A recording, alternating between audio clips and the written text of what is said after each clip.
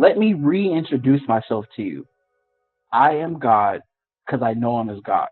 Yes, I am real. Yes, angels are real. They're a gift from me. American Want to meet special them? education specialist I Chris Batts said, shares his near-death experience that taught him every life is I felt like cherished I was by there for a heaven. long time. Chris's life began with rejection. At 6 months old, his mother pursuing modeling threw him into a dumpster, leading to her losing custody. Raised by his grandmother until her nervous breakdown when he was 4, Chris was placed in foster care where he endured emotional abuse and name-calling. By 8, he attempted suicide with a knife, unsuccessfully. Growing up in churches that emphasized a punishing God, Chris internalized guilt and fear. In his 20s, isolated and feeling worthless, he fell into deep depression and suicidal despair. In 2012, while at a friend's house, Chris planned to end his life at a train station. His friends intervened, driving him away, but during the ride, he received a call from his mother, whom he hadn't spoken to in 15 years. She told him coldly, "I'm not your mother. I don't want you.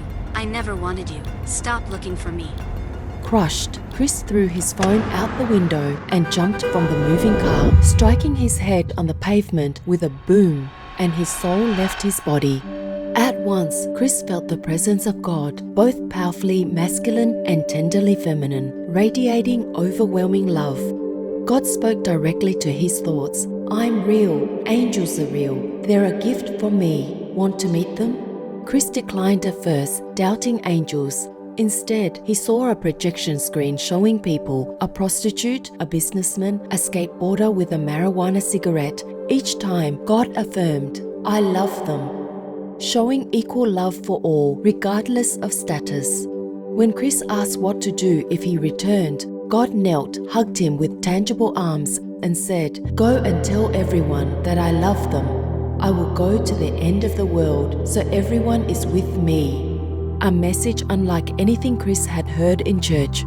Chris stood near a void shaped like a donut hole, which he understood would lead to a life review and heaven if crossed. Angels surrounded him. 2 stood out, one 9 feet or 2.7 meters tall, beetle-like, radiating light so bright his face was hidden, stern yet reassuring. The other, also 9 feet, human-like, with 5 foot or 1.5 meter wings, curly brown hair, red flannel shirt, jeans and sandals. They softly said, "It's okay.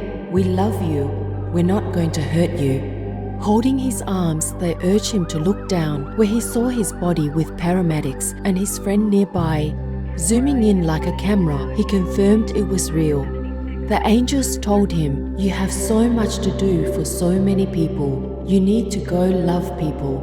Feeling an urgency to return, Chris awoke in the ambulance. He blacked out again and awoke in the hospital. He had been unconscious for days, with doctors calling his survival a miracle.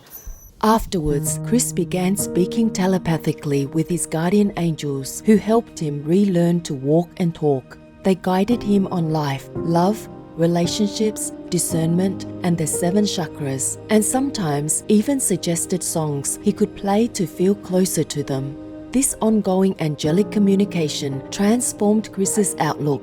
He no longer fears death, believing life is like choosing a temporary earthly journey away from our heavenly home. He actively tries to love, not judge or lie to others. Now an educator and translator for special education children, Chris especially reaches out to those struggling with suicidal thoughts, encouraging them to seek help and recognize their worth. He shares the message God gave him, that every life is cherished by heaven and love is the ultimate purpose.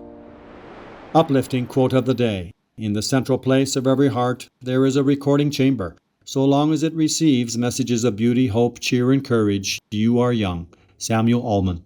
For more relevant news from around our planet, please visit suprememastertv.com/news.